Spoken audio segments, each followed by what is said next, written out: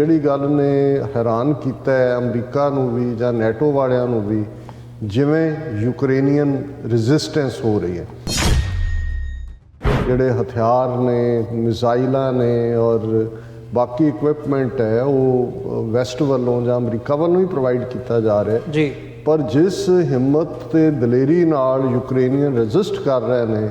ਉਸ ਨੇ ਜਿਹੜਾ ਰਸ਼ੀਅਨਸ ਦਾ ਪਲਾਨ ਹੋਏਗਾ ਇਨੀਸ਼ੀਅਲੀ ਹਫਤਾ ਜਾਂ 10 ਦਿਨ ਦੇ ਵਿੱਚ ਇਸ ਆਪਰੇਸ਼ਨ ਨੂੰ ਖਤਮ ਕਰਨ ਦਾ, ਉਸ ਦੇ ਵਿੱਚ 22 ਦਿਨ ਬੀਤਣ ਬਾਅਦ ਵੀ ਨਾ ਉਹ ਅਜੇ ਰਾਜਧਾਨੀ ਕੀਵ ਨੂੰ ਲੈ ਸਕੇ ਨੇ।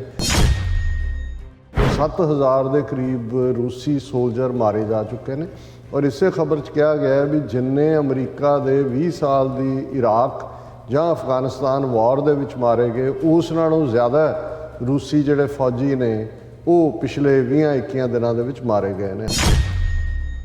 ਜਿੱਥੇ ਯੂਕਰੇਨੀਅਨ ਰੈਜ਼ਿਸਟੈਂਸ ਹੈ, ਇੰਟਰਨੈਸ਼ਨਲੀ ਪਾਲਾਬੰਦੀ ਜਾਂ ਸਫਬੰਦੀ ਜਿਹਨੂੰ ਅਸੀਂ ਕਹਿੰਦੇ ਹਾਂ, ਉਹ ਹੋ ਰਹੀ ਹੈ। ਪੁਤਿਨ ਜਿਹੜਾ ਇੱਕ ਸਟੇਜ ਤੇ ਜਦੋਂ UN ਸਿਕਿਉਰਿਟੀ ਕੌਂਸਲ ਜਾਂ UN ਜਨਰਲ ਅਸੈਂਬਲੀ ਦੇ ਵਿੱਚ ਮਤੇ ਆਏ ਤੇ ਬਿਲਕੁਲ ਆਈਸੋਲੇਟਡ ਲੱਗਦਾ ਸੀ ਜੀ। ਹੁਣ ਲੱਗਦਾ ਹੈ ਕਿ ਵੀ ਉਸ ਦਾ ਆਪਣਾ ਜਿਹੜੀ ਗਰੁੱਪਿੰਗ ਹੈ ਉਹ ਵੀ ਕਾਇਮ ਹੋ ਰਹੀ ਹੈ। ਮਿਡਲ ਈਸਟ ਦੇ ਹਵਾਲੇ ਨਾਲ ਗੱਲ ਕਰੀਏ ਕਿ ਸਾਊਦੀ ਅਰੇਬੀਆ ਦੇ ਕਰਾਊਨ ਪ੍ਰਿੰਸ ਔਰ UAE ਵਾਲੇ ਨੇ ਜਿਵੇਂ ਬਾਈਡਨ ਦੀ ਕਾਲ ਲੈਣ ਤੋਂ ਨਾ ਕੀਤਾ, ਲੇਕਿਨ ਪੁਤਿਨ ਦੇ ਨਾਲ ਉਹ ਰਾਫਤੇ 'ਚ ਨੇ। ਜ਼ੈਲੈਂਸਕੀ ਨੂੰ ਕੌਣ ਅਰੇਂਜ ਕਰ ਰਿਹਾ ਹੈ ਕਿ ਵੀ ਇੱਕ ਤੋਂ ਬਾਅਦ ਇੱਕ ਉਹਨੇ ਯੂਰਪੀਅਨ ਪਾਰਲੀਮੈਂਟ ਨੂੰ ਐਡਰੈਸ ਕੀਤਾ, ਬੇਸ਼ੱਕ ਵਰਚੁਅਲ ਕਨੈਕਸ਼ਨ ਰਾਹੀਂ,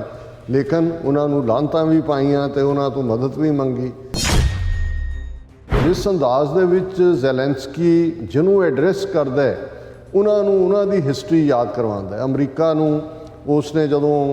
ਬੀਤੇ ਕੱਲ੍ਹ ਐਡਰੈਸ ਕੀਤਾ US ਕਾਂਗਰਸ ਨੂੰ, ਸੋ ਅਮਰੀਕਾ ਨੂੰ ਉਹਨੇ ਪਰਲ ਹਾਰਬਰ ਯਾਦ ਕਰਵਾਇਆ ਕਿ ਤੁਹਾਡੇ ਸਕਾਈਜ਼ ਦੇ ਉੱਤੇ ਜੋ ਕੁਛ ਉਦੋਂ ਹੋਇਆ ਸੀ, ਅੱਜ ਯੂਕਰੇਨ ਦੀ ਸਕਾਈ ਤੋਂ ਜਿਹੜੀ ਆ ਉਹ ਅੱਗ ਵਰਸ ਰਹੀ ਹੈ ਔਰ ਅਸੀਂ ਤੁਹਾਨੂੰ ਅਪੀਲ ਕਰਦੇ ਹਾਂ। ਫਿਰ 9/11 ਯਾਦ ਕਰਵਾਇਆ। ਇੱਕ ਪਾਸੇ ਸੈਂਕਸ਼ਨਸ ਲੱਗ ਰਹੀਆਂ ਨੇ ਵਰਲਡ ਲੈਵਲ ਤੇ। ਅਸੀਂ ਕੱਲ੍ਹ ਦੇਖਿਆ ਕਿ international court of justice ICJ ਨੇ ਜਿਹੜਾ ਉਹ ਸਟਰੋਂਗਲੀ ਉਹਨੂੰ ਕਿਹਾ ਕਿ ਵੀ ਬੰਦ ਕਰੋ। ਇਹ ਆਉਣ ਵਾਲੇ ਦਿਨਾਂ 'ਚ ਕਿਤੇ ਇਹ ਕੋਈ ਪੀਸ ਨੈਗੋਸ਼ੀਏਸ਼ਨ ਜਿਹੜੀ ਇਨੀਸ਼ੀਏਟ ਕੀਤੀ ਹੋਈ ਹੈ, ਗੱਲਬਾਤ ਨਾਲ ਦੀ ਨਾਲ ਚੱਲ ਰਹੀ ਹੈ, ਉਹ ਕਿਸੇ ਕੰਢੇ ਨਹੀਂ ਲੱਗਦੀ ਤੇ ਇਸ ਵਾਰ ਦੇ ਐਕਸਪੈਂਡ ਹੋਣ ਦੇ ਕਾਫੀ ਚਾਂਸਸ ਨੇ। ਅਮਰੀਕਾ ਪੂਰੀ ਤਰ੍ਹਾਂ ਬਚ ਰਿਹਾ ਹੈ ਕਿ ਉਹ ਇਸ ਜੰਗ ਦੇ ਵਿੱਚ ਸਾਕਿਨ ਨਾ ਹੋਏ। ਜ਼ਾਹਰ ਹੈ ਜਿਸ ਦਾ ਮਤਲਬ ਫਿਰ ਨਿਊਕਲੀਅਰ ਹਥਿਆਰਾਂ ਤੱਕ ਪਹੁੰਚਣਾ ਔਰ ਤਬਾਹੀ ਦਾ ਰਸਤਾ ਹੋਏਗਾ। ਜਿਸ ਕਿਸਮ ਦਾ ਪੁਤਿਨ ਦਾ ਰਵੱਈਆ ਹੈ, ਉਹ ਇਸ ਵੇਲੇ ਕਿਤੇ ਵੀ ਕੋਈ ਕਿਸੇ ਹੱਲ ਦੇ ਨੇੜੇ ਪਹੁੰਚਣ ਦਾ ਨਹੀਂ ਹੈ। ਉਹ ਕਨਫਰੰਟੇਸ਼ਨ ਵਾਲਾ ਲੱਗ ਰਿਹਾ।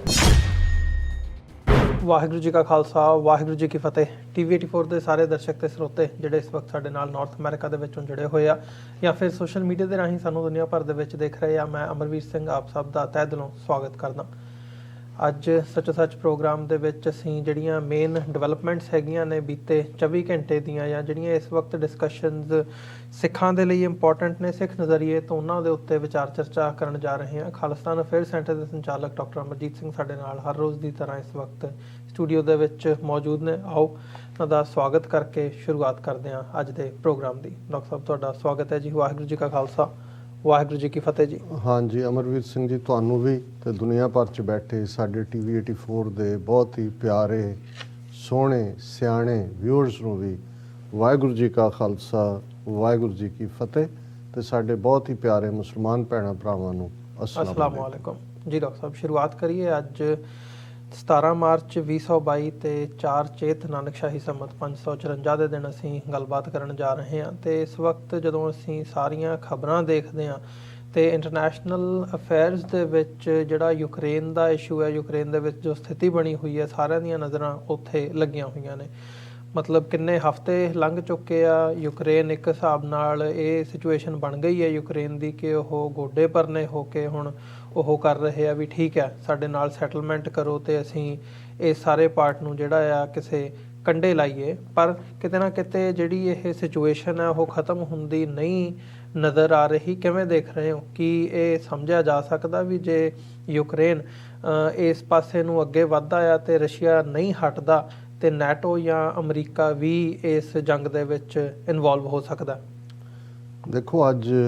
3 ਚੇਤ ਦਾ ਦਿਨ ਹੈ ਤੇ ਯੂਕਰੇਨ ਦੇ ਵਿੱਚ ਜੰਗ ਦਾ 22ਵਾਂ ਦਿਨ ਹੈ। ਜ਼ਾਹਰ ਹੈ ਬਹੁਤ ਕੁਝ ਇਹਨਾਂ 22 ਦਿਨਾਂ ਦੇ ਵਿੱਚ ਦੁਨੀਆ ਦੇ ਸਾਹਮਣੇ ਆਇਆ ਹੈ। ਇੱਕ ਪਾਸੇ ਰਸ਼ੀਆ ਦੀ ਬਾਰਬੈਰਿਟੀ, ਕਦੇ ਅਸੀਂ ਗ੍ਰੋਜ਼ਨੀ ਦੇ ਹਵਾਲੇ ਨਾਲ ਜਦੋਂ ਪੁਤਿਨ ਨੇ ਇਸ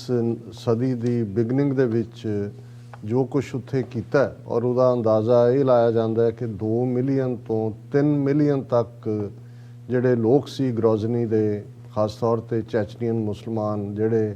ਆਪਣੀ ਆਜ਼ਾਦੀ ਲਈ ਲੜ ਰਹੇ ਸੀ, ਉਹਨਾਂ ਨੂੰ ਮਾਰਿਆ ਗਿਆ।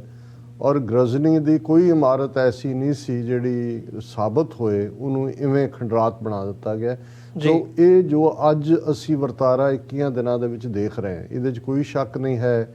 ਕਿ ਜੋ ਵੀ ਕੈਲਕੂਲੇਸ਼ਨ ਹੋਏਗੀ ਰਸ਼ੀਅਨ ਐਕਸਪਰਟਸ ਦੀ ਤਾਂ ਸਾਨੂੰ ਪਤਾ ਨਹੀਂ, ਲੇਕਿਨ ਈਵਨ ਜਿਹੜੀ ਗੱਲ ਨੇ ਹੈਰਾਨ ਕੀਤਾ ਹੈ ਅਮਰੀਕਾ ਨੂੰ ਵੀ ਜਾਂ ਨੈਟੋ ਵਾਲਿਆਂ ਨੂੰ ਵੀ, ਜਿਵੇਂ ਯੂਕਰੇਨੀਅਨ ਰੈਜ਼ਿਸਟੈਂਸ ਹੋ ਰਹੀ ਹੈ। ਹਾਲਾਂਕਿ ਇਹਦੇ 'ਚ ਕੋਈ ਸ਼ੱਕ ਨਹੀਂ ਹੈ ਕਿ ਬਹੁਤ ਸਾਰੇ ਜਿਹੜੇ ਹਥਿਆਰ ਨੇ, ਮਿਜ਼ਾਈਲਾਂ ਨੇ ਔਰ ਬਾਕੀ ਇਕਵਿਪਮੈਂਟ ਹੈ ਉਹ ਵੈਸਟ ਵੱਲੋਂ ਜਾਂ ਅਮਰੀਕਾ ਵੱਲੋਂ ਹੀ ਪ੍ਰੋਵਾਈਡ ਕੀਤਾ ਜਾ ਰਿਹਾ ਜੀ। ਪਰ ਜਿਸ ਹਿੰਮਤ ਤੇ ਦਲੇਰੀ ਨਾਲ ਯੂਕਰੇਨੀਅਨ ਰੈਜ਼ਿਸਟ ਕਰ ਰਹੇ ਨੇ, ਉਸ ਨੇ ਜਿਹੜਾ ਰਸ਼ੀਅਨਸ ਦਾ ਪਲਾਨ ਹੋਏਗਾ ਇਨੀਸ਼ੀਅਲੀ ਹਫਤਾ ਜਾਂ 10 ਦਿਨ ਦੇ ਵਿੱਚ ਇਸ ਆਪਰੇਸ਼ਨ ਨੂੰ ਖਤਮ ਕਰਨ ਦਾ, ਉਸ ਦੇ ਵਿੱਚ 22 ਦਿਨ ਬੀਤਣ ਬਾਅਦ ਵੀ ਨਾ ਉਹ ਅਜੇ ਰਾਜਧਾਨੀ ਕੀਵ ਨੂੰ ਲੈ ਸਕੇ ਨੇ ਔਰ ਬਾਕੀ ਸੂਬਿਆਂ ਦੇ ਵਿੱਚ ਵੀ ਜਿਸ ਕਿਸਮ ਦਾ ਰਸ਼ੀਅਨ ਜਿੱਥੇ ਜਾਂਦੇ ਵੀ ਨੇ ਲੋਕ, ਜਿਵੇਂ ਉਹਨਾਂ ਨੂੰ ਘੇਰ ਕੇ ਰੈਜ਼ਿਸਟ ਕਰਦੇ ਨੇ ਔਰ ਕਿਵੇਂ ਉਹਨਾਂ ਨੂੰ ਕਈ ਥਾਂ ਤੇ ਜ਼ਲੀਲ ਕੀਤਾ ਜਾ ਰਿਹਾ। ਸੋ ਇਸ ਵੇਲੇ ਅਜੇ ਤੱਕ ਆਪਣਾ ਇੰਨਾ ਨੁਕਸਾਨ ਕਰਾਉਣ ਦੇ ਬਾਵਜੂਦ, ਕਿਉਂਕਿ ਅੱਜ ਜਿਹੜੀ ਫਿਗਰ ਅਮਰੀਕਾ ਵੱਲੋਂ ਆਈ ਹੈ ਉਹ 7000 ਦੇ ਕਰੀਬ ਰੂਸੀ ਸੋਲਜਰ ਮਾਰੇ ਜਾ ਚੁੱਕੇ ਨੇ ਔਰ ਇਸੇ ਖਬਰ 'ਚ ਕਿਹਾ ਗਿਆ ਹੈ ਵੀ ਜਿੰਨੇ ਅਮਰੀਕਾ ਦੇ 20 ਸਾਲ ਦੀ ਇਰਾਕ ਜਾਂ ਅਫਗਾਨਿਸਤਾਨ ਵਾਰ ਦੇ ਵਿੱਚ ਮਾਰੇ ਗਏ, ਉਸ ਨਾਲੋਂ ਜ਼ਿਆਦਾ ਰੂਸੀ ਜਿਹੜੇ ਫੌਜੀ ਨੇ ਉਹ ਪਿਛਲੇ 20-21 ਦਿਨਾਂ ਦੇ ਵਿੱਚ ਮਾਰੇ ਗਏ ਨੇ। ਹਾਲਾਂਕਿ ਥੋੜੀ ਬਹੁਤ ਐਗਜ਼ੈਜਰੇਸ਼ਨ ਵੀ ਹੋ ਸਕਦੀ ਹੈ ਨੰਬਰ ਦੀ, ਪਰ ਇਹਦੇ 'ਚ ਕੋਈ ਸ਼ੱਕ ਨਹੀਂ ਹੈ ਕਿ ਜੇ ਰਸ਼ੀਅਨ ਟਰੂਪਸ ਗਰਾਊਂਡ ਦੇ ਉੱਤੇ ਐਡਵਾਂਸ ਨਹੀਂ ਕਰ ਰਹੇ, ਟੈਂਕਸ ਦਾ ਇੱਕ ਵੱਡਾ ਕਾਲਮ ਕੀਵ ਰਾਜਧਾਨੀ ਤੋਂ ਦੂਰ 40 ਮੀਲ ਤੱਕ ਸੀ, ਜੋ ਐਡਵਾਂਸ ਨਹੀਂ ਕਰ ਰਹੇ ਤੇ ਉਹ ਵੀ ਆਪਣੀਆਂ ਕੈਜੂਅਲਟੀਜ਼ ਨੂੰ ਅੱਗੋਂ ਬਚਾਉਣਾ ਚਾਹੁੰਦੇ ਨੇ, ਕਿਉਂਕਿ ਉਹਨਾਂ ਨੂੰ ਲੱਗ ਰਿਹਾ ਵੀ ਗਰਾਊਂਡ ਦੇ ਉੱਤੇ ਰੈਜ਼ਿਸਟੈਂਸ ਬਹੁਤ ਜ਼ਿਆਦਾ ਹੈ ਔਰ ਇਸ ਲਈ ਉਹ ਜ਼ਿਆਦਾ ਆਪਣੀ ਏਅਰ ਪਾਵਰ ਦੇ ਉੱਤੇ, ਜਿਹਦੇ 'ਚ ਅਸੀਂ ਦੇਖ ਰਹੇ ਹਾਂ ਕਿ ਪਹਿਲਾਂ ਮਿਲਟਰੀ ਠਿਕਾਣੇ, ਹੌਲੀ ਹੌਲੀ ਸਿਵਿਲੀਅਨ, ਫਿਰ ਹੁਣ ਈਵਨ ਉਸ ਕਿਸਮ ਦੇ ਕਮਿਊਨਿਟੀ ਹਸਪੀਟਲਸ, ਕਮਿਊਨਿਟੀ ਹਾਊਸਿਸ, ਔਰ ਜਿਵੇਂ ਅਸੀਂ ਇੱਕ ਜਿਹੜਾ ਮੇਨ ਸ਼ਹਿਰ ਦੇ ਹਵਾਲੇ ਨਾਲ ਕੱਲ੍ਹ ਗੱਲ ਕੀਤੀ ਸੀ ਕਿ ਉਹਨਾਂ ਨੇ ਕਿਵੇਂ ਜਿਹੜਾ ਉਹਨਾਂ ਦਾ ਮੇਨ ਮੈਰੀਪੋਲ ਸ਼ਹਿਰ ਹੈ ਜਿਹਦੇ 'ਚ ਸੀ ਕਿ ਵੀ ਹਜ਼ਾਰਾਂ ਲੋਕਾਂ ਨੇ ਉੱਥੇ ਸ਼ੈਲਟਰ ਲਈ ਹੋਈ ਸੀ, ਉਹਨੂੰ ਬੰਬਾਰਡ ਕੀਤਾ ਔਰ ਇਹ ਵੀ ਸਾਹਮਣੇ ਆਇਆ ਕਿ ਉਹਦੇ 'ਚ 1000 ਤੋਂ ਜ਼ਿਆਦਾ ਔਰਤਾਂ ਔਰ ਬੱਚੇ, ਉਹ ਥੀਏਟਰ ਹੈ ਔਰ ਉਹਦੇ 'ਚ ਉਹਨਾਂ ਨੇ ਜਿਹੜਾ ਈਵਨ ਉੱਥੋਂ ਦਾ ਮੈਟਰੀਪੋਲ ਦਾ ਮੇਅਰ ਨੂੰ ਵੀ ਪਹਿਲਾਂ ਉਹਨਾਂ ਨੇ ਬੰਦੀ ਬਣਾਇਆ ਸੀ ਰਸ਼ੀਅਨ ਫੌਜ ਨੇ ਔਰ ਹੁਣ ਇਹ ਆਇਆ ਵੀ ਉਹਨਾਂ ਨੂੰ ਰਿਲੀਜ਼ ਕਰ ਦਿੱਤਾ ਗਿਆ।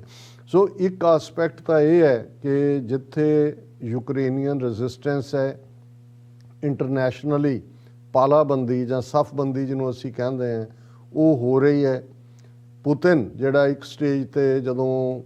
UN ਸਿਕਿਉਰਿਟੀ ਕੌਂਸਲ ਜਾਂ UN ਜਨਰਲ ਅਸੈਂਬਲੀ ਦੇ ਵਿੱਚ ਮਤੇ ਆਏ ਤੇ ਬਿਲਕੁਲ ਆਈਸੋਲੇਟਡ ਲੱਗਦਾ ਸੀ,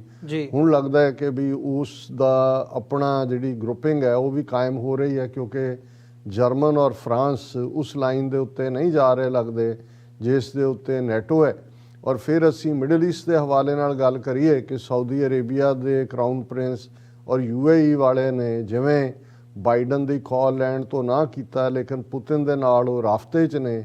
ਇਸ ਸਭ ਦਾ ਇਹ ਨਤੀਜਾ ਹੈ ਕਿ ਪੁਤਿਨ ਬੇਸ਼ੱਕ ਜਿਵੇਂ ਡਿਕਟੇਟਰਸ ਦੇ ਹਵਾਲੇ ਨਾਲ ਹੁੰਦਾ ਹੈ, ਜਿਹਨੂੰ ਕਹਿੰਦੇ ਨੇ ਕਿ ਨੋਬਡੀ ਨੋਜ਼ ਕਿ what is in there minds, ਕਿ ਉਹਨਾਂ ਦੇ ਦਿਮਾਗ 'ਚ ਕੀ ਦੌੜ ਰਿਹਾ, ਪਰ ਇਹਦੇ 'ਚ ਕੋਈ ਸ਼ੱਕ ਨਹੀਂ ਹੈ ਕਿ ਪੁਤਿਨ ਨੇ ਜਿਹੜਾ ਅਜੇ ਤੱਕ ਕੋਈ ਇਸ ਕਿਸਮ ਦਾ ਵਰਤਾਰਾ, ਹਾਲਾਂਕਿ ਤੁਸੀਂ ਜਿਵੇਂ ਕਿਹਾ ਜ਼ੈਲੈਂਸਕੀ ਦੇ ਹਵਾਲੇ ਨਾਲ ਵੀ ਔਰ ਉਹਨਾਂ ਦੇ ਫੋਰਨ ਮਿਨਿਸਟਰ ਦੇ ਹਵਾਲੇ ਨਾਲ, ਰਸ਼ੀਅਨ ਫੋਰਨ ਮਿਨਿਸਟਰ ਦੇ, ਇਹ ਗੱਲ ਸਾਹਮਣੇ ਆਈ ਸੀ ਕਿ ਜੀ ਗੱਲਬਾਤ ਹੁਣ ਸਾਰਥਕ ਹੋ ਰਹੀ ਹੈ ਔਰ ਕੁਆਇਟ ਪੋਸੀਬਿਲਿਟੀ ਹੈ ਕਿ ਜਿਵੇਂ ਰਸ਼ੀਆ ਦੀਆਂ ਇਨੀਸ਼ੀਅਲ ਡਿਮਾਂਡ ਸੀ ਕਿ ਯੂਕਰੇਨ ਆਪਣੇ ਆਪ ਨੂੰ ਨਿਊਟਰਲ ਡਿਕਲੇਅਰ ਕਰੇ ਔਰ ਨੈਟੋ ਦੀ ਮੈਂਬਰਸ਼ਿਪ ਨਾ ਲਏ, ਪਲੱਸ ਜਿਹੜੇ ਈਸਟਰਨ ਪ੍ਰੋਵਿੰਸ ਨੇ ਉਹਨੂੰ ਰੂਸ ਦਾ ਹਿੱਸਾ ਮੰਨ ਲਏ, ਕ੍ਰਾਈਮੀਆ ਨੂੰ ਰੂਸ ਦਾ ਮੰਨ ਲਏ ਔਰ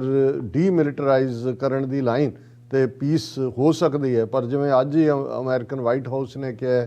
ਕਿ ਇਸ ਵੇਲੇ ਤੱਕ ਕੋਈ ਐਸੀਆਂ ਇੰਡੀਕੇਸ਼ਨਸ ਨਹੀਂ ਨੇ ਕਿ ਜਿਹੜੀ ਪੀਸਫੁਲ ਨੈਗੋਸ਼ੀਏਸ਼ਨ ਹੈ ਉਹ ਕਿਸੇ ਕੰਢੇ ਲੱਗ ਰਹੀ ਹੈ। ਪਰ ਇਸ ਸਾਰੇ ਦੇ ਕਿਉਂਕਿ ਜਦੋਂ ਇੱਕ ਵਾਰੀ ਵਾਰ ਸ਼ੁਰੂ ਹੋ ਜਾਂਦੀ ਹੈ ਔਰ ਜ਼ਾਹਰ ਹੈ ਕਿ ਵੀ ਅਮਰੀਕਾ ਜਾਂ ਨੈਟੋ ਨੇ ਬਿਗਨਿੰਗ 'ਚ ਇਹ ਕਹਿ ਦਿੱਤਾ ਸੀ ਵੀ ਅਸੀਂ ਇਕਵਿਪਮੈਂਟ ਦੇਵਾਂਗੇ, ਪੈਸਾ ਦੇਵਾਂਗੇ। ਜ਼ਾਹਰ ਹੈ ਅਮਰੀਕਾ ਨੇ $10 ਬਿਲੀਅਨ ਵੀ ਦਿੱਤਾ ਹੈ ਔਰ ਵੱਡੀ ਮਦਦ ਹਥਿਆਰਾਂ ਦੀ ਖੇਪ ਔਰ ਦੂਸਰੇ ਪਾਸਿਓਂ ਵੀ ਆ ਰਹੀ ਹੈ। ਪਰ ਮਿਲੀਟੈਰਲੀ ਵੀ ਅਸੀਂ ਦੇਖਦੇ ਹਾਂ ਜਿੱਥੇ ਪੋਲੈਂਡ ਨੇ ਆਫਰ ਕੀਤਾ ਸੀ ਕਿ ਅਸੀਂ ਜਿਹੜੇ ਮਿਗ ਜਹਾਜ਼ ਉਹਨਾਂ ਦੇ ਕੋਲ ਨੇ, ਭਾਵੇਂ ਸੈਕਿੰਡ ਹੈਂਡ ਹੀ ਨੇ, ਉਹ ਅਸੀਂ ਜਰਮਨ ਪਹੁੰਚਾ ਦਿੰਦੇ ਹਾਂ ਤੇ ਉੱਥੋਂ ਜਿਹੜਾ ਉਹ ਤੁਸੀਂ ਉਹਨਾਂ ਨੂੰ ਯੂਕਰੇਨ ਪਹੁੰਚਾ ਦਿਓ ਔਰ ਇਨ ਰਿਟਰਨ ਸਾਨੂੰ F-16 ਅਮਰੀਕਨ ਦੇ ਦਿਓ। ਲੇਕਿਨ ਅਮਰੀਕਾ ਨੇ ਉਸ ਪ੍ਰਪੋਜ਼ਲ ਨੂੰ ਸ਼ੂਟ ਡਾਊਨ ਕਰ ਦਿੱਤਾ ਕਿਉਂਕਿ ਰਸ਼ੀਆ ਨੇ ਉਸ ਦੇ ਉੱਤੇ ਵੀ ਜਿਹੜੀ ਹੈ ਸਖਤ ਲਾਈਨ ਲਈ ਸੀ ਕਿ ਇਹ ਵੀ ਇੱਕ ਐਕਟ ਆਫ ਵਾਰ ਸਮਝਿਆ ਜਾ ਸਕਦਾ। ਸੋ ਅਮਰੀਕਾ ਇਸ ਤੋਂ ਤੱਕ ਕੋਈ ਦੋ ਰਾਵਾਂ ਨਹੀਂ ਨੇ ਕਿ ਅਮਰੀਕਾ ਪੂਰੀ ਤਰ੍ਹਾਂ ਬਚ ਰਿਹਾ ਹੈ ਕਿ ਉਹ ਇਸ ਜੰਗ ਦੇ ਵਿੱਚ ਸਾਕਿਨ ਨਾ ਹੋਏ। ਜ਼ਾਹਰ ਹੈ ਜਿਸ ਦਾ ਮਤਲਬ ਫਿਰ ਨਿਊਕਲੀਅਰ ਹਥਿਆਰਾਂ ਤੱਕ ਪਹੁੰਚਣਾ ਔਰ ਤਬਾਹੀ ਦਾ ਰਸਤਾ ਹੋਏਗਾ। ਲੇਕਿਨ ਇਸ ਦੇ ਬਾਵਜੂਦ ਕਿ ਅਮਰੀਕਾ ਨੇ, ਨੈਟੋ ਨੇ, ਯੂਰਪੀਅਨ ਯੂਨੀਅਨ ਨੇ ਇਹ ਬੜੀ ਕਲੀਅਰ ਪੋਜੀਸ਼ਨ ਲਈ ਹੈ, ਪਰ ਇਸ ਗੱਲ ਦੀ ਵੀ ਜਿਹੜੀ ਹੈ ਸਮਝ ਔਖੀ ਹੋ ਰਹੀ ਹੈ ਕਿ ਜ਼ੈਲੈਂਸਕੀ ਨੂੰ ਕੌਣ ਅਰੇਂਜ ਕਰ ਰਿਹਾ ਹੈ ਕਿ ਵੀ ਇੱਕ ਤੋਂ ਬਾਅਦ ਇੱਕ ਉਹਨੇ ਯੂਰਪੀਅਨ ਪਾਰਲੀਮੈਂਟ ਨੂੰ ਐਡਰੈਸ ਕੀਤਾ, ਬੇਸ਼ੱਕ ਵਰਚੁਅਲ ਕਨੈਕਸ਼ਨ ਰਾਹੀਂ, ਲੇਕਿਨ ਉਹਨਾਂ ਨੂੰ ਲਾਹਨਤਾਂ ਵੀ ਪਾਈਆਂ ਤੇ ਉਹਨਾਂ ਤੋਂ ਮਦਦ ਵੀ ਮੰਗੀ। ਫਿਰ ਬ੍ਰਿਟਿਸ਼ ਪਾਰਲੀਮੈਂਟ ਨੂੰ ਐਡਰੈਸ ਕੀਤਾ, ਪਰਸੋਂ ਕੈਨੇਡੀਅਨ ਪਾਰਲੀਮੈਂਟ ਨੂੰ ਵਰਚੁਅਲ ਜਿਹੜਾ ਉਹਦੇ ਨਾਲ ਉਹਨੇ ਐਡਰੈਸ ਕੀਤਾ, ਬੀਤੇ ਕੱਲ ਜਿਹੜੀ ਹੈ US ਕਾਂਗਰਸ ਔਰ ਸੈਨੇਟ ਉਹਨੂੰ ਐਡਰੈਸ ਕੀਤਾ ਔਰ ਅੱਜ ਜਦੋਂ ਅਸੀਂ ਗੱਲਬਾਤ ਕਰ ਰਹੇ ਹਾਂ ਜਰਮਨ ਦੀ ਪਾਰਲੀਮੈਂਟ ਨੂੰ ਐਡਰੈਸ ਕੀਤਾ। ਹੁਣ ਇਹ ਜਿਹੜੇ ਸਾਰੇ ਐਡਰੈਸ ਨੇ ਕਿਉਂਕਿ ਦੇਖੋ ਜਿਹੜਾ ਪਬਲਿਕ ਓਪੀਨੀਅਨ ਹੁੰਦਾ ਜੇ ਉਹ ਇੱਕ ਪਾਸੇ ਉਲਰਨਾ ਸ਼ੁਰੂ ਹੋ ਜਾਏ ਤਾਂ ਨੋ ਮੈਟਰ ਹਕੂਮਤ ਦੀ ਪਾਲਿਸੀ ਕੀ ਹੋਏ ਜਾਂ ਕੀ ਹੁੰਦੀ ਹੋਏ ਉਹ ਫਿਰ ਈਵਨ ਦੂਸਰੀ ਪੋਜੀਸ਼ਨ ਵੀ ਲੈ ਸਕਦੇ ਨੇ। ਹੁਣ ਜ਼ਾਹਰ ਹੈ ਅਸੀਂ ਅਮਰੀਕਾ ਦੇ ਹਵਾਲੇ ਨਾਲ ਦੇਖਦੇ ਹਾਂ ਕਿ ਜਦੋਂ ਸੈਕੰਡ ਵਰਲਡ ਵਾਰ ਸ਼ੁਰੂ ਹੁੰਦਾ 1939 ਦੇ ਵਿੱਚ, 1942 ਤੱਕ ਲਗਭਗ 2-2.5 ਸਾਲ ਅਮਰੀਕਾ ਨਿਊਟਰਲ ਸੀ, ਉਹਨੇ ਜੰਗ ਦੇ ਵਿੱਚ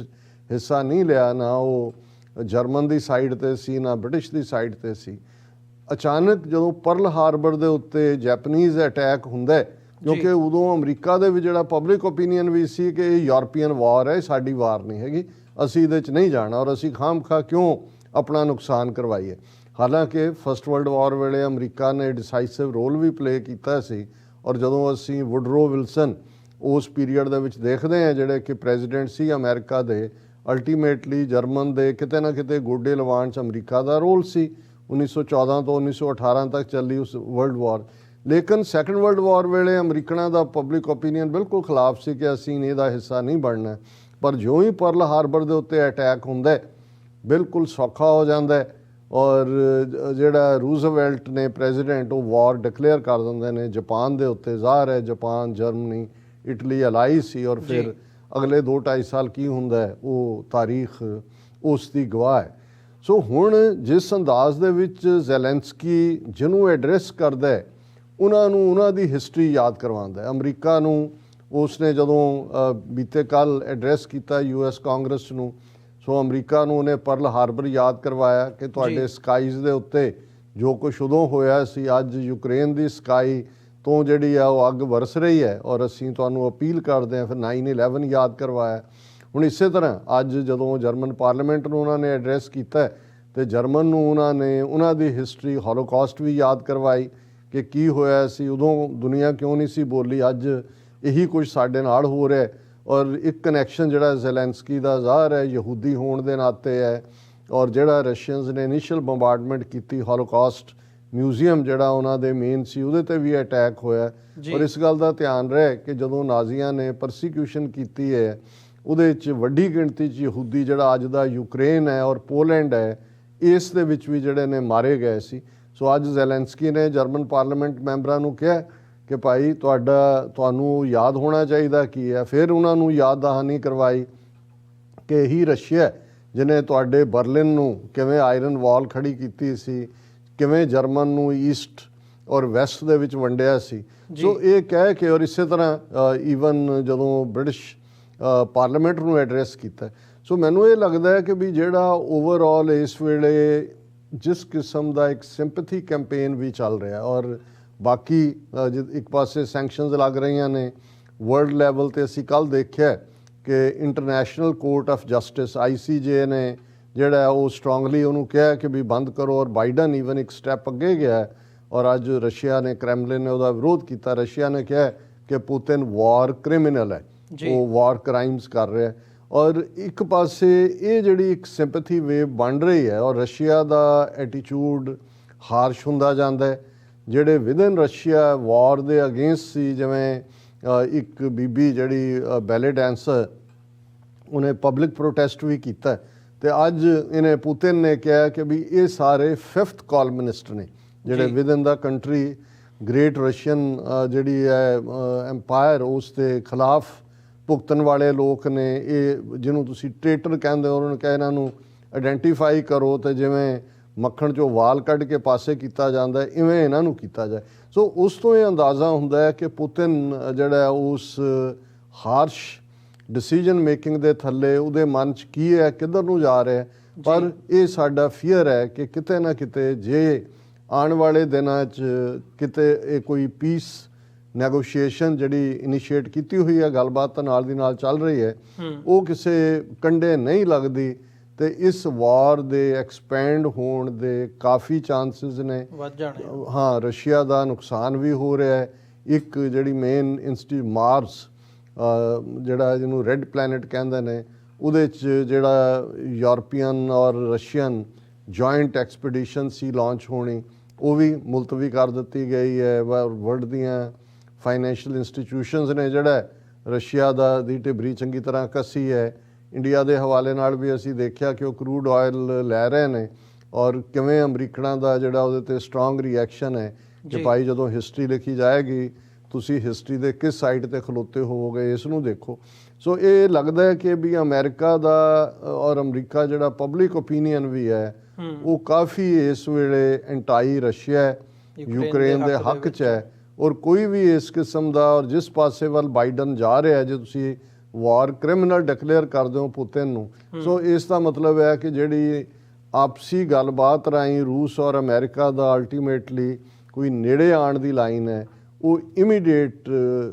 ਦੀ ਨਜ਼ਰ ਨਹੀਂ ਆ ਰਹੀ। ਹਾਂ, ਹਾਲਾਤ ਬਦਲਦੇ ਰਹਿੰਦੇ ਨੇ ਕਿਉਂਕਿ 1956 ਦੇ ਵਿੱਚ ਜਦੋਂ ਹੰਗਰੀ ਦੇ ਉੱਤੇ ਸੋਵੀਅਤ ਯੂਨੀਅਨ ਨੇ ਅਟੈਕ ਕੀਤਾ ਸੀ, ਇਹੋ ਕੁਝ ਮਾਹੌਲ ਬਣ ਗਿਆ ਸੀ। ਲੇਕਿਨ ਉਸ ਤੋਂ 3 ਸਾਲ ਬਾਅਦ ਉਹੀ ਜਿਹੜਾ ਖਰੁਸ਼ਚੇਫ ਹੈ ਉਹ ਵਾਸ਼ਿੰਗਟਨ DC ਦੇ ਵਿੱਚ ਓਪਨ ਜੀਪ ਦੇ ਵਿੱਚ ਅਮਰੀਕਨ ਪ੍ਰੈਜ਼ੀਡੈਂਟ ਦੇ ਨਾਲ ਸੀ। ਸੋ ਬਦਲਦਾ ਰਹਿੰਦਾ, ਇਹ ਨਹੀਂ ਹੈ ਕਿ ਵੀ ਪਹਿਲਾਂ ਜਿਹੜਾ ਉਹ ਟਕਰਾਅ ਨਹੀਂ ਹੁੰਦਾ ਜਾਂ ਗੱਲਬਾਤ ਨਹੀਂ ਹੁੰਦੀ। ਪਰ ਜਿਸ ਕਿਸਮ ਦਾ ਪੁਤਿਨ ਦਾ ਰਵੱਈਆ ਹੈ ਉਹ ਇਸ ਵੇਲੇ ਕਿਤੇ ਵੀ ਕੋਈ ਕਿਸੇ ਹੱਲ ਦੇ ਨੇੜੇ ਪਹੁੰਚਣ ਦਾ ਨਹੀਂ ਹੈ, ਉਹ ਕਨਫਰੰਟੇਸ਼ਨ ਵਾਲਾ ਲੱਗ ਰਿਹਾ ਜੀ। ਡਾਕਟਰ ਸਾਹਿਬ, ਇਸ ਸਾਰੇ 'ਚ ਭਾਰਤ ਨੂੰ ਕਿੱਥੇ ਖੜਾ ਦੇਖਦੇ ਹੋ? ਕਿਉਂਕਿ ਇੰਡੀਆ ਦੀ ਜਿਹੜੀ ਸਿਚੁਏਸ਼ਨ ਹੈ, ਮਤਲਬ ਇਸ ਸਾਰੇ ਟਾਈਮ ਪੀਰੀਅਡ ਦੇ ਵਿੱਚ ਉਹਨਾਂ ਨੇ ਕੋਸ਼ਿਸ਼ ਕੀਤੀ ਹੈ ਕਿ ਅਸੀਂ ਨਿਊਟਰਲ ਰਹੀਏ। ਅਮਰੀਕਾ ਦਾ ਕੱਲ੍ਹ ਦਾ ਹੀ ਬਿਆਨ ਜਿਹਦਾ ਤੁਸੀਂ ਜ਼ਿਕਰ ਕੀਤਾ ਕਿ ਉਹ ਜੇ ਉੱਥੋਂ ਕਰੂਡ ਆਇਲ ਦੀਆਂ ਉਹਨਾਂ ਨੇ ਬੈਰਲਸ ਲਈਆਂ ਨੇ ਤੇ ਅਮਰੀਕਾ ਨੇ ਸਿੱਧਾ ਕਿਹਾ ਵੀ ਤੁਸੀਂ ਕਿਸ ਪਾਸੇ ਖਲੋਤੇ ਹੋ, ਉਹਦੇ ਤੇ ਕੁਐਸਚਨ ਮਾਰਕ ਲਾਇਆ। ਤੇ ਜੇ ਸਿਚੁਏਸ਼ਨ ਯੂਕਰੇਨ ਦੇ ਵਿੱਚ ਐਸਕੇਲੇਟ ਹੁੰਦੀ ਹੈ, ਗੱਲ ਵਾਰ ਪ੍ਰੋਲੋਂਗ ਹੁੰਦੀ ਹੈ ਜਾਂ ਅਮਰੀਕਾ ਹੋਰ ਅਗਰੈਸਿਵਲੀ ਇਸ ਪਾਰਟ ਨੂੰ ਪਰਸਿਊ ਕਰਦਾ, ਤੇ ਭਾਰਤ ਲਈ ਔਖਾ ਹੋ ਜਾਣਾ। ਜਿੱਥੇ ਉਹ ਇਸ ਵਕਤ ਖੜੇ ਆ ਉਹ ਨਿਊਟਰੈਲਿਟੀ ਦੀ ਗਰਾਊਂਡ ਦੇ ਉੱਤੇ ਰਹਿ ਕੇ ਕੰਮ ਕਰਨਾ, ਉਹਨਾਂ ਨੂੰ ਵੀ ਕਿਸੇ ਨਾ ਕਿਸੇ ਪਾਸੇ ਜਿਹੜੀ ਸਾਈਡ ਆ ਉਹ ਲੈਣੀ ਪੈਣੀ ਆ। ਜੇ ਉਹ ਸਾਈਡ ਲੈਂਦੇ ਆ ਤੇ ਕਿਹਦੀ ਸਾਈਡ ਲੈਣਗੇ, ਕਿੱਧਰ ਨੂੰ ਜਾਣਗੇ ਤੇ ਕਿਵੇਂ ਕਰਨਗੇ, ਤੇ ਫਿਰ ਜਿਹੜੀ ਸਿਚੁਏਸ਼ਨ ਹੈ ਉਹ ਕਿਸ ਪਾਸੇ ਵੱਲ ਰੁਖ ਲਵੇਗੀ। ਤੇ ਇਹ ਸਿਚੁਏਸ਼ਨ ਜਿਹੜੀ ਸਾਰੀ ਇਸ ਵਕਤ ਬਣੀ ਹੋਈ ਹੈ, ਇਹ ਵਰਲਡ ਆਰਡਰ ਨੂੰ ਵੀ ਕਿਤੇ ਨਾ ਕਿਤੇ ਇੰਪੈਕਟ ਕਰਦੀ ਨਜ਼ਰ ਆ ਰਹੀ ਹੈ ਵੀ ਆਉਣ ਵਾਲੇ ਸਮੇਂ ਦੇ ਵਿੱਚ ਦੁਨੀਆ ਦੀ ਜਿਹੜੀ ਪੋਲਿਟਿਕਸ ਹੈ ਉਹ ਵੀ ਚੇਂਜ ਹੋਣ ਦੀਆਂ ਸੰਭਾਵਨਾਵਾਂ ਬਹੁਤ ਨੇ। ਦੇਖੋ ਪਿਛਲੇ ਦਿਨਾਂ 'ਚ ਅਸ਼ਰਫ ਗਨੀ ਜਿਹੜੇ ਅਫਗਾਨਿਸਤਾਨ ਦੇ ਪ੍ਰੈਜ਼ੀਡੈਂਟ ਰਹੇ, ਉਹਨਾਂ ਦਾ ਇੱਕ ਇੰਟਰਵਿਊ ਦਾ ਹਿੰਦੂ ਦੇ ਵਿੱਚ ਛਪਿਆ ਸੀ ਔਰ ਉਹਨਾਂ ਨੇ ਯੂਕਰੇਨ ਦੇ ਪ੍ਰੈਜ਼ੀਡੈਂਟ ਨੂੰ ਇਹ ਐਡਵਾਈਸ ਕੀਤਾ ਸੀ ਕਿ ਭਾਈ ਕਿਸੇ ਵੀ ਧਿਰ ਦੇ ਹੱਕ ਦੇ ਵਿੱਚ ਜਿਹੜਾ ਉਹ ਨਾ ਬਣੋ, ਉਹਨਾਂ ਦੇ ਹੱਥ ਠੋਕ ਕੇ। ਇਹ ਤਬਾਹੀ ਹੁੰਦੀ ਹੈ, ਇਹ ਆਪਣਾ ਇੰਟਰਸਟ ਕੱਢ ਕੇ ਨਿਕਲ ਜਾਂਦੇ ਨੇ। ਤੇ ਉਹਨੇ ਕਿਹਾ ਕਿ ਜੀ ਅਫਗਾਨਿਸਤਾਨ ਤੋਂ ਵੱਧ ਕੇ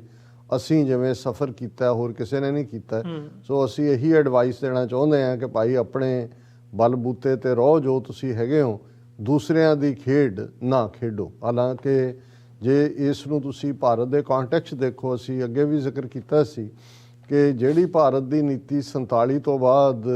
ਨਾਨ ਅਲਾਈਨਮੈਂਟ ਦੀ ਸੀ, ਉਹ ਇਕੱਲੀ ਭਾਰਤ ਲਈ ਨਹੀਂ, ਦੁਨੀਆ ਦੇ ਡਿਵੈਲਪਿੰਗ ਨੇਸ਼ਨਸ ਔਰ ਅੰਡਰ ਡਿਵੈਲਪਡ ਨੇਸ਼ਨਸ ਜੀ, ਉਹਨਾਂ ਸਾਰਿਆਂ ਦੇ ਲਈ ਲਾਭਕਾਰੀ ਸੀ। ਇਹੀ ਕਾਰਨ ਹੈ ਕਿ ਇੱਕ ਸਟੇਜ ਤੇ ਲਗਭਗ 135 ਮੁਲਕ ਦੁਨੀਆ ਦੇ ਜਿਹੜੇ ਨੇ ਉਹ ਨਾਨ ਅਲਾਈਨਮੈਂਟ ਮੂਵਮੈਂਟ ਦਾ ਹਿੱਸਾ ਸੀ। ਤੇ ਨਾਨ ਅਲਾਈਨਮੈਂਟ ਦਾ ਮਤਲਬ ਇਹ ਹੈ ਵੀ ਦੋ ਤਰ੍ਹਾਂ ਦੀ ਕੋਲਡ ਵਾਰ ਸੀ, ਸੋਵੀਅਤ ਯੂਨੀਅਨ ਔਰ ਅਮਰੀਕਾ ਦੀ, ਤੇ ਉਹਨਾਂ ਦਾ ਸੀ ਕਿ ਅਸੀਂ ਕਿਸੇ ਦੇ ਨਾਲ ਵੀ ਨਹੀਂ ਖੜੇ। ਹੁਣ ਜ਼ਾਹਰ ਹੈ ਕਿ ਵੀ ਵੈਸੇ ਜਦੋਂ ਤੁਸੀਂ ਕੁਝ ਇਸ਼ੂਜ਼ ਦੇ ਉੱਤੇ ਮੋਰਲ ਪੋਜੀਸ਼ਨ ਦੇਖਦੇ ਹੋ ਤੇ ਤੁਹਾਨੂੰ ਇਹ ਲੱਗਦਾ ਵੀ ਹੈ ਕਿ ਭਾਈ ਧੱਕਾ ਹੋ ਰਿਹਾ। ਔਰ ਈਵਨ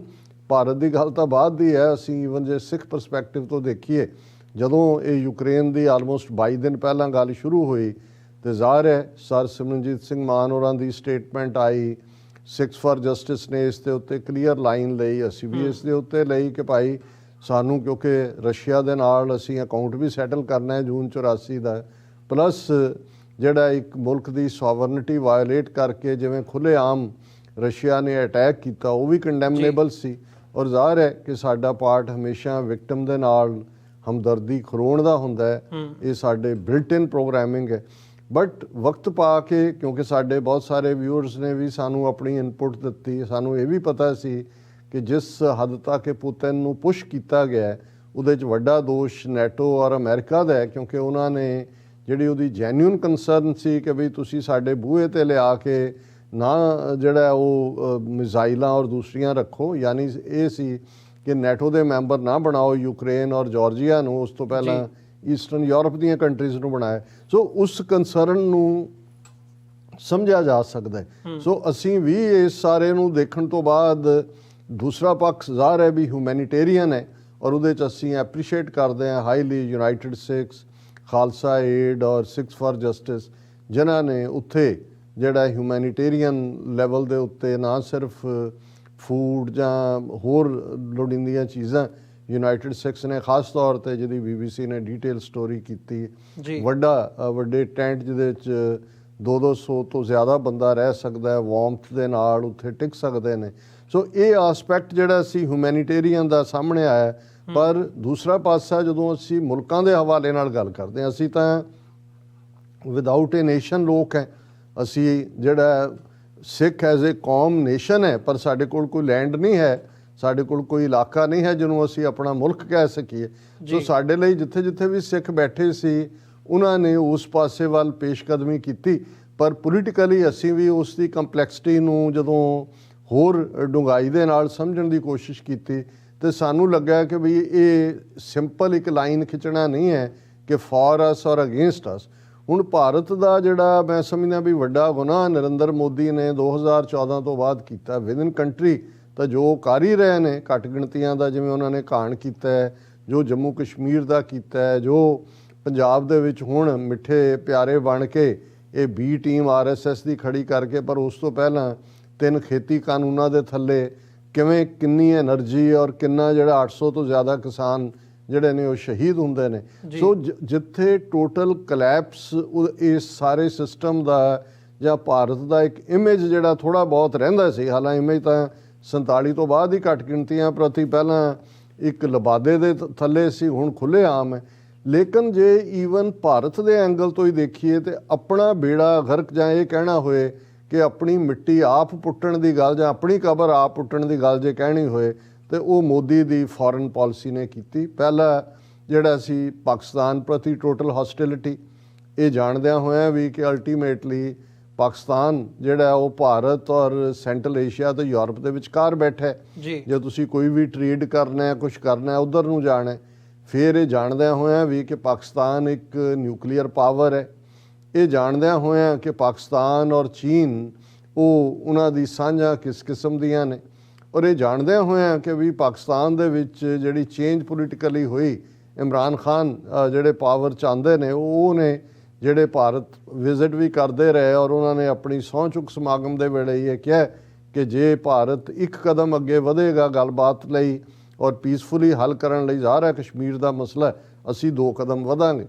ਲੇਕਿਨ ਤੁਸੀਂ 2014 ਤੋਂ ਅਸੀਂ ਅੱਜ 2022 ਚ ਗੱਲ ਕਰ ਰਹੇ ਹਾਂ, ਕਿਵੇਂ ਇਹਨਾਂ ਨੇ ਪਹਿਲਾਂ 2019 ਤੋਂ ਪਹਿਲਾਂ ਸਰਜੀਕਲ ਸਟ੍ਰਾਈਕਸ ਦਾ ਡਰਾਮਾ, ਪਹਿਲੀਆਂ ਚੋਣਾਂ ਤੱਕ ਪਹੁੰਚਦੇ ਹਾਂ, ਦੂਸਰੀ ਵਾਰੀ ਤੱਕ ਪਹੁੰਚਦੇ ਹਾਂ, ਫਿਰ ਅਸੀਂ ਦੇਖਦੇ ਹਾਂ ਪੁਲਵਾਮਾ ਦੀ ਆੜ ਵਿੱਚ ਪਾਕਿਸਤਾਨ ਦੀ ਸੋਵਰਨਿਟੀ ਨੂੰ ਵਾਇਲੇਟ ਕਰਨਾ, ਐਂਡ ਵਿਦਨ ਕੰਟਰੀ ਜਿਵੇਂ ਜੰਮੂ ਕਸ਼ਮੀਰ ਦਾ ਔਰ ਦੂਸਰਾ ਰੁਤਬਾ ਖਤਮ ਕੀਤਾ। ਸੋ ਕੁੱਲ ਮਿਲਾ, ਔਰ ਅੱਜ ਕਰਨਾਟਕਾ 'ਚ ਹਿਜ਼ਾਬ ਦਾ ਮੁੱਦਾ, ਹੁਣ ਵਿਦਨ ਕੰਟਰੀ ਇਹ ਜਾਣਦਿਆਂ ਹੋਇਆਂ ਕਿ 57 ਮੁਲਕ OIC ਦੇ ਥੱਲੇ ਦੁਨੀਆ ਦੇ ਵਿੱਚ ਇਸਲਾਮਿਕ ਮੁਲਕ ਨੇ, 80% ਦੀ ਆਇਲ ਇੰਪੋਰਟ ਜਿਹੜੀ ਹੈ ਉਹ ਭਾਰਤ ਦੀ ਸਾਊਦੀ ਅਰੇਬੀਆ, UAE, ਈਰਾਨ ਤੋਂ ਹੈ, ਰਸ਼ੀਆ ਤੋਂ ਤਾਂ ਸਾਰਾ 2-3% ਹੈ। ਲੇਕਿਨ ਸਿਰਫ ਇੱਕ ਚੀਪ ਵੋਟ ਬੈਂਕ ਲਈ ਔਰ ਆਪਣੇ ਹਿੰਦੂਤਵਾ ਦੇ ਏਜੰਡੇ ਲਈ ਉਹਨਾਂ ਨੇ ਇਸਲਾਮਿਕ ਬਲਾਕ ਨੂੰ ਉਧਰ ਔਰ ਵਿਦਨ ਕੰਟਰੀ 200 ਮਿਲੀਅਨ ਮੁਸਲਮਾਨਾਂ ਨੂੰ ਐਲੀਨੇਟ ਕੀਤਾ। ਹੁਣ ਅਸੀਂ ਗੱਲ ਸੁਪਰ ਪਾਵਰਸ ਦੇ ਜਾਂ ਸਾਨਾਂ ਦੇ ਉਸ ਭੇਡ ਦੀ ਕਰੀਏ, ਹੁਣ ਜ਼ਾਹਰ ਹੈ ਕਿ ਚਾਈਨਾ ਫਿਊਚਰ ਦੀ ਪਾਵਰ ਹੀ ਨਹੀਂ, ਅੱਜ current already with $15 trillion the economy,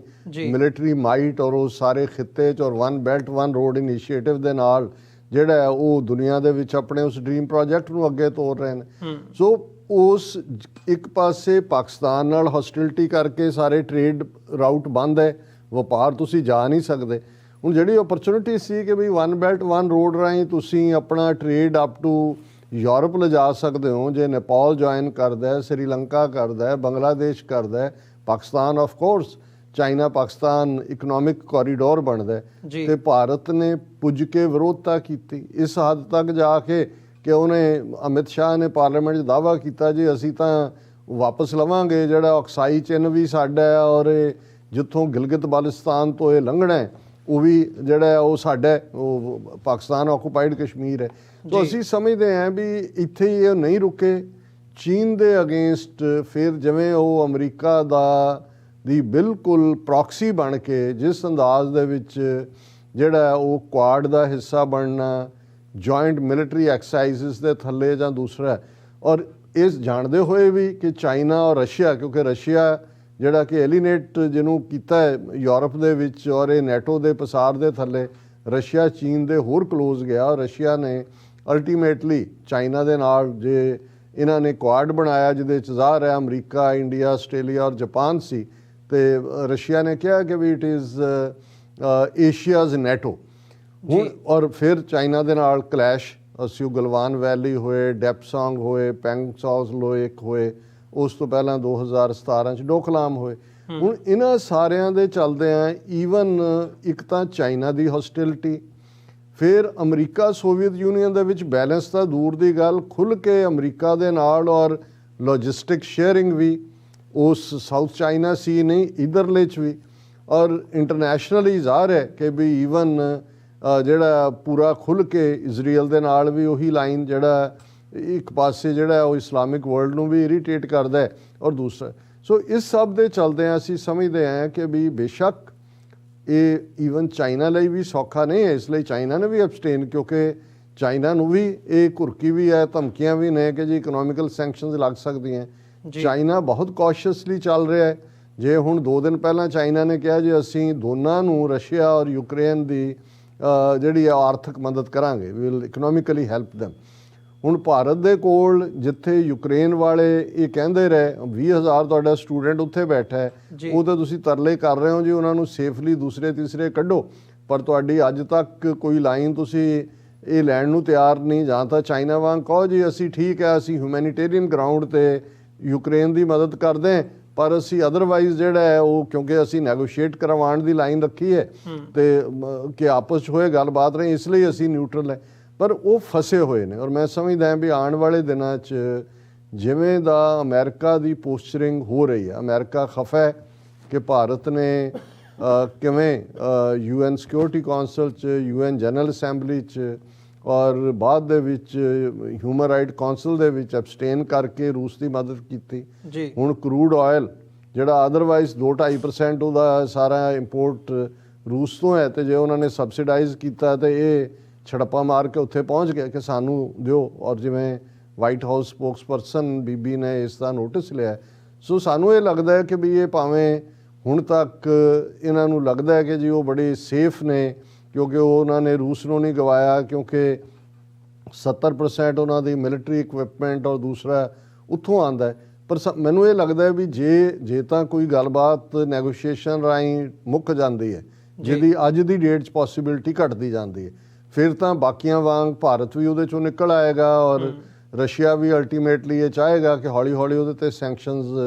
ਜਿਹੜੀਆਂ ਲੱਗੀਆਂ ਨੇ ਉਹ ਬੰਦ ਹੋਣ ਜਾਂ ਖ਼ਤਮ ਹੋਣ। ਲੇਕਿਨ ਜੇ ਇਹ ਐਸਕੇਲੇਟ ਕਰ ਗਿਆ ਜਾਂ ਪ੍ਰੋਲੋਂਗ ਹੋਇਆ ਜਾਂ ਯੂਕਰੇਨ ਦੇ ਵਿੱਚ ਪ੍ਰੋਕਸੀ ਵਾਰ ਲੌਂਗ ਟਰਮ ਜਿਹੜੀ ਹੈ ਉਹ ਸ਼ੁਰੂ ਹੋਈ, ਜਿਵੇਂ ਉਹਨਾਂ ਨੇ ਇੰਟਰਨੈਸ਼ਨਲ ਲੀਜਨ ਬਣਾਇਆ, ਬਾਹਰੋਂ ਵੀ ਜਾ ਕੇ ਲੋਕ ਮਰਸਨਰੀ ਉੱਥੇ ਲੜਨ ਲਈ ਤਿਆਰ ਨੇ। ਰਸ਼ੀਆ ਨੇ ਆਪਣੀ ਥਾਂ ਤੇ ਸੀਰੀਅਨ ਭਰਤੀ ਕੀਤੇ ਨੇ, ਚੈਚਨੀਅਨਸ ਲਿਆਂਦੇ ਨੇ, ਤੇ ਜੇ ਉਸ ਲੈਵਲ ਤੇ ਜਾਂਦਾ ਫਿਰ ਭਾਰਤ ਦੇ ਲਈ ਜਿਹੜਾ ਇਹ ਜਿਹੜਾ ਔਖਾ ਹੋਏਗਾ ਇਸ ਲਾਈਨ ਨੂੰ ਟੋ ਕਰਨਾ ਔਰ ਉਹਨਾਂ ਨੂੰ ਖੱਬੇ ਜਾਂ ਸੱਜੇ, ਰੂਸ ਜਾਂ ਰੂਸ ਅਮਰੀਕਾ ਹੀ ਨਹੀਂ, ਜਦੋਂ ਅਸੀਂ ਅਮਰੀਕਾ ਕਹਿੰਦੇ ਉਹਦੇ 'ਚ ਯੂਰਪ ਵੀ ਉਹਦੇ 'ਚ ਆ ਜਾਂਦਾ ਹੈ, ਇਹਦੇ 'ਚੋਂ ਇੱਕ ਚੁਣਨਾ ਹੀ ਪਏਗਾ। ਜੀ ਡਾਕਟਰ ਸਾਹਿਬ, ਚਲੋ ਇਹ ਆਉਣ ਵਾਲੇ ਸਮੇਂ ਦੇ ਵਿੱਚ ਇਸ ਗੱਲ ਤੇ ਮੋਰ ਕਲੈਰਿਟੀ ਹੁੰਦੀ ਹੈ ਕਿ ਗੱਲ ਜਾਂਦੀ ਕਿੱਧਰ ਨੂੰ ਆ। ਜਿਹੜੇ ਸਾਡੇ ਨਾਲ ਇਸ ਵਕਤ ਦਰਸ਼ਕ ਜੁੜੇ ਹੋਏ ਆ ਵਿਊਅਰਸ, ਅਸੀਂ ਇੱਕ ਛੋਟੇ ਜਿਹੇ ਕਮਰਸ਼ੀਅਲ ਬ੍ਰੇਕ ਦੇ ਲਈ ਇੱਥੇ ਰੁਕਾਂਗੇ। ਉਹਦੇ ਤੋਂ ਬਾਅਦ ਜਿਹੜੀ ਇਹ ਸਾਰੀ ਸਿਚੁਏਸ਼ਨ ਬਣੀ ਹੋਈ ਹੈ ਸਾਊਥ ਏਸ਼ੀਅਨ ਕੰਟੈਕਸਟ ਦੇ ਵਿੱਚ, ਖਾਸ ਤੌਰ ਤੇ ਭਾਰਤ ਤੇ ਪਾਕਿਸਤਾਨ ਦੇ ਰਿਲੇਸ਼ਨ ਜਿਹੜੇ ਇਸ ਵਕਤ ਬਣੇ ਹੋਏ ਆ, ਉਸ ਤੇ ਦਾ ਕੀ ਇੰਪੈਕਟ ਪੈਂਦਾ ਤੇ ਉਹਦੇ ਹੋਰ ਅੱਗੇ ਜਿਹੜੇ ਪ੍ਰਭਾਵ ਨੇ ਉਹਨਾਂ ਬਾਰੇ ਵਿਚਾਰ ਚਰਚਾ ਕਰਾਂਗੇ ਇੱਕ ਛੋਟੇ ਜਿਹੇ ਕਮਰਸ਼ੀਅਲ ਬ੍ਰੇਕ ਤੋਂ ਬਾਅਦ।